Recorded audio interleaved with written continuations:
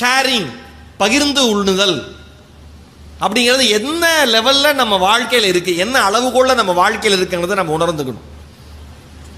வீட்டில் அம்மா சாப்பாடு கொடுத்து அனுப்புகிறப்பயே அழகாக சொல்லி அனுப்புது பண்பாடை. யாருக்கும் தராத டிஃபன் பாக்ஸை திறந்தா சாப்பிடணும், ஒரு பருக்க மிஞ்சக்கூடாது, பத்திரமா வச்சிடணும், டிஃபன் பாக்ஸை பத்திரமா கொண்டு வரணும். இல்லைம்மா, நேற்று உருளைக்கிழங்கு பொரியல் கொண்டு போனேன், இன்னைக்கு அவன் என் ஃப்ரெண்டு கேட்டான், நான் ஷேர் பண்ணேன், அது நேத்தோட முடியட்டும், இன்னைக்கு கொடுக்காத. ஏன் இன்னைக்கு கொடுக்கக்கூடாது? இன்னைக்கு ஸ்நாக்ஸாக மாதுளம்பழம் வச்சுருக்கேன், கொடுக்கவே கூடாது. அதான் ஏன்னு கேட்குறேன், கிலோ 250 ரூபா, கொடுக்காத. ஒன்று சொல்லவா, குழந்தைகளுக்கு பகிர்ந்து கொடுத்து வாழ மட்டும்தான் தெரியும், பொருட்களினுடைய விலை தெரியாது. குழந்தைகள் உலகம் அன்பால் நிறைந்த உலகம். அவர்களுக்கு இந்த பொருள் இவ்வளவு விலை என்று நீங்கள் தான் சொல்லித் தருகிறீர்கள், நாம் தான் சொல்லித் தருகிறோம். குழந்தைகளுடைய, அதாவது அழகிய வெள்ளைத்தாளாக இருக்கிற குழந்தைகளுடைய மனதை கிறுக்கள் மிகுந்த வெள்ளைத்தாளாக மாற்றுறது நாம தான். உண்மையா இல்லையா? ஏற்றுக்கிறீங்களா இல்லையா? எத்தனை பேர் எல்லாருக்கும் எல்லாம் கொடுன்னு சொல்லி வளர்த்துறோம். காஸ்ட்லியாக இருந்தால் ஷேர் பண்ணாத, கம்மியாக இருந்தால் ஷேர் பண்ணு. பொருளினுடைய தரத்தை வைத்து பகிர்ந்து கொடுக்குற அளவை நம்ம மாற்றுறோமா இல்லையா? இது எவ்வளோ ஒரு முட்டாள்தனம். குழந்தைங்க என்ன குழந்தைங்களாக தான் இருக்காங்க, அவங்க உலகம் தனியே, அவங்க உலகம் அழகே. அவங்களுக்கு நாம தான் நினச்சிக்கிறோம் குழந்தைங்க இவ்வளோ. சில பேர் பேரண்ட்ஸ், பெற்றோர்கள் சொல்கிறத பார்த்தா பயமாக இருக்கு. என் பையன்லாம் 5 ஃபோன் உடைச்சிருக்காங்க, அந்த அம்மா பெருமையாக சொல்லுது. ஒரு ஃபோன் உடைக்கிறப்ப அடுத்த ஃபோன் வாங்கி தரலைன்னா அந்த ஃபோனோட மதிப்பு அந்த குழந்தைக்கு தெரியும், காசோட மதிப்பு அந்த குழந்தைக்கு தெரியும். இவங்களுக்கு பெருமை. ஒன்று கொடுத்தா என் பையன் பிரித்து போட்டுருவான், அப்புறம் சேர்க்க தெரியாது, தூக்கி போட்டு வேற வாங்குவோம். எதுக்கு? பொருளுடைய மதிப்பை நீங்கள் சொல்லித்தரலையே. தம்பி, மீண்டும் ஒரு முறை இந்த பொருளை வாங்குவதற்கு உன் தந்தை வேர்வை சிந்து உழைக்க வேண்டியிருக்கும். அதன் மூலமாக வருகிற பணத்தில் நான் குடும்பத்தை நடத்தணும், அதில் மிச்சப்படுத்தி தாண்டா உனக்கு வாங்கி தரணும்னு மீண்டும் ஒரே ஒரு முறை உங்கள் குழந்தைகளுக்கு நீங்கள் அறிவுறுத்தி இருந்தால் நிச்சயம் அந்த குழந்தைக்கு பொருளினுடைய மதிப்பு தெரிந்திருக்கும். நாம சொல்றதே கிடையாது.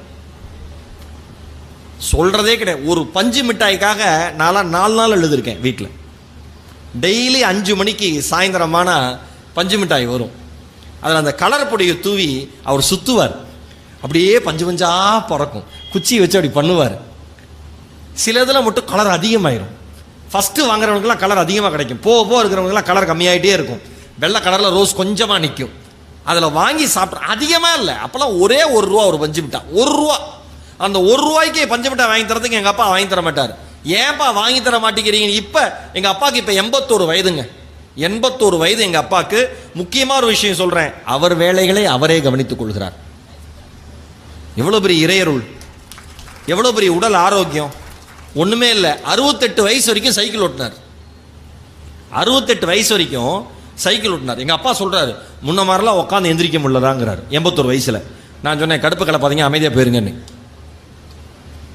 எப்படி இருக்காங்க பாரு. 5 நாள் அவ எங்கள் அப்பாட்ட கேட்பேன், நான் இப்போ நிறைய பேசுவேன் அப்பாக்களோட. நான் இன்னைக்கு குழந்தைகளும் பெற்றோர்களும் பண்ணுற தவறு என்ன தெரியுமா? அப்பாவும் குழந்தைகளும் பேசுறதே கிடையாது, பெற்றோர்கள் பிள்ளைகள் பேசுறதே கிடையாது. நான் குழந்தைங்களுக்காக உழைக்கிறேன், இவர் போயிட்டே இருப்பார். நான் எங்கள் அப்பாவுக்காக படிக்கிறேன், எங்கள் அப்பாவுக்கு படிக்கிறேன், இந்த குழந்தைங்க போயிட்டு இருக்கும். 2 ஆடுகளும் சந்தித்து கொண்டு பொழுது பேச முடியவில்லையே, அப்படி ஆயிடும் வாழ்க்கை. ஒரு நாள் பேசணும்ல. நான் அப்பாட்ட கேட்பேன், அப்போ சொல்லுவார், டே ஒன்று நீ ஏங்கி ஏங்கி கேட்டதுக்கு அப்புறம் வாங்கி தந்தாதாண்டா அதை முழுசா சாப்பிடுவேன். நீ கேட்குறப்பெல்லாம் வாங்கி கொடுத்துன்னு வச்சுக்கேன், நீ பொருளை வீண் பண்ணுவேன். இன்னைக்கு நம்ம குழந்தைங்க எப்படி இருக்காங்க நீங்கள் கம்பேர் பண்ணி பார்த்துக்கோங்க, ஒப்பிட்டு பார்த்துக்கோங்க. உண்மையா இல்லையா? முழுமே ஏன் இன்னைக்கு குழந்தைங்க சாப்பிட மாட்டேங்குது? நீங்கள் வாங்கி கொடுத்துறீங்க ஒரு பிஸ்கட் பேக்கெட்டு, 2 பிஸ்கட் 3 பிஸ்கட் சாப்பிட்டுட்டு அந்த குழந்தை தூக்கி போட்டுருது. ஏண்டான்னு கேட்டா, வேண்டாம் எனக்கு இது பிடிக்கல, வேற வாங்கி கொடுங்க. ஏன்? பிஸ்கட்னு கேட்டோன்னா காசை கொடுத்து உடனே வாங்கி கொடுத்துட்றீங்க, சிப்ஸ்ன்னு கேட்டால் உடனே பிச்சு கொடுத்துட்றீங்க. முடியலையே, நம்ம சொல்லித்தரதே இல்லையே. மீண்டும் ஒரு முறை இது வாங்கிறதுக்கு எவ்வளவு நான் உழைக்க வேண்டியிருக்கும், எவ்வளவு சம்பாதிக்க வேண்டியிருக்குங்கிறது யாருக்குமே தெரியலையே. இன்னைக்கு டிஜிட்டல் மணியா போயிருச்சு. ஐயா சொன்னார், புத்தக வாசிப்பு மாறி இருக்கு, நல்லது. ஆனால் டிஜிட்டல் பணமாக மாறினதுல என்ன தெரியுமா பிரச்சனை? மீண்டும் ஒரு முறை நமக்கு செலவு செய்யறதுனுடைய அருமை தெரியாமல் போச்சு. ஏன்? இன்னைக்கு ஜிபே பண்ணுனா உடனே என்ன பண்ணுறோம்? டக்குன்னு எடுத்து 5000 ரூபா ஜிபே பண்ணுறோம். கையில் எண்ணி எண்ணி கொடுத்தா பணத்தோட அருமை தெரியும், பட்டனில் அமுக்கி அமுக்கி கொடுத்தா பணத்தோட அருமை ஒருபோதும் தெரியவே தெரியாது. பண மதிப்பிழப்பு நடவடிக்கை என்ன பொறுத்த வரைக்கும் பழைய நோட்டை ஒழிச்சது கிடையாது. இதுதான், வேற வழியே கிடையாதுன்னு நம்ம சொல்றோம்ல. இருக்கலாம், ஆனா பணத்தோட அருமை பேக்கெட்ல இருந்து ஒவ்வொரு ரூபாயா எடுத்து செலவு பண்ண தெரியும்.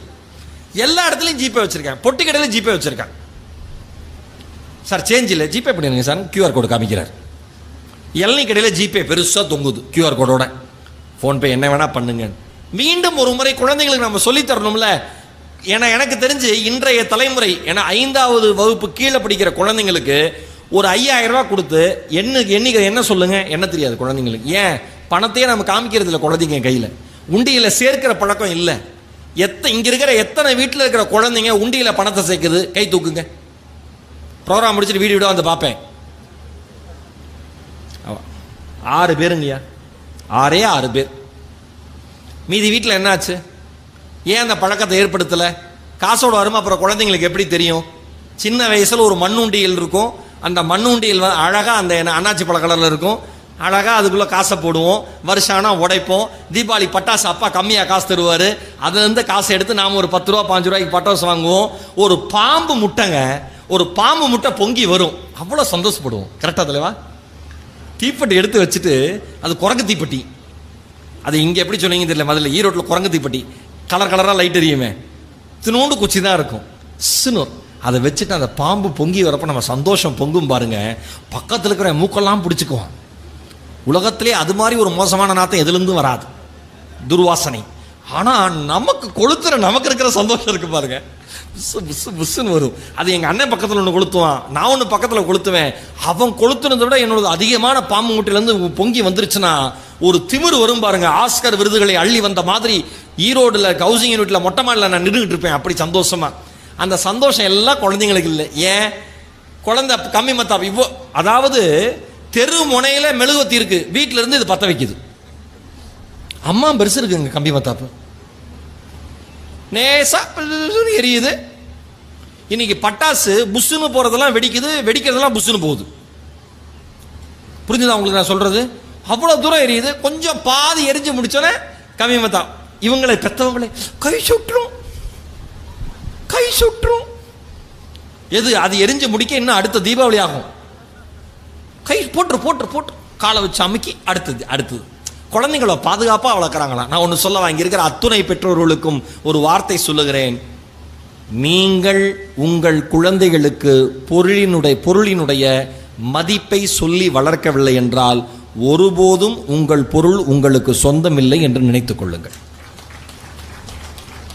மீண்டும் ஒரு முறை சொல்லுங்க. அப்பா எத்தனை தூரப்பா அதை சொல்லுவேன்? நான் கேட்டிருக்கேன் எங்க அப்பாட்ட. அம்மா எத்தனை முறைமா அதை சொல்லுவேன்? நான் கேட்டிருக்கேன் எங்க அம்மாட்ட. தாத்தா எத்தனை தடவை தாத்தா என்கிட்ட சொல்லுவீங்க? நான் கேட்டிருக்கேன் தாத்தாட்ட. பாட்டி போர் அடிக்குது பாட்டி, மறுபடியும் அதே சொல்லாத பாட்டி. நான் சொல்லியிருக்கேன். ஆனா அவர்கள் சொன்னது அனைத்தும் பகவத்கீதைக்கும் திருக்குரானுக்கும் பைபிளுக்கும் இணையான வாசகங்கள் என்பது நான் வளர்ந்த பிறகு நான் வாழ்க்கையை நடத்துகிற பொழுதுதான் எனக்கு தெரிகிறது. மீண்டும் ஒரு முறை குழந்தைகள்கிட்ட மறுபடியும் சொல்லுங்க. குழந்தைகள் சார் ஒன்று சொல்றேன், நீங்க சொல்லி கொடுக்கறத வச்சு குழந்தைங்க வாழ மாட்டாங்க. நீங்க எப்படி வாழ்றீங்களோ அதை பார்த்து வாழ்வாங்க. கற்றுக் கொடுப்பதால் குழந்தைகள் வளர்வதில்லை, வாழ்வதில்லை. நீங்கள் நடந்து காட்டுவதால் மட்டும்தான் குழந்தைகள் வளர்கிறார்கள், வாழுகிறார்கள்.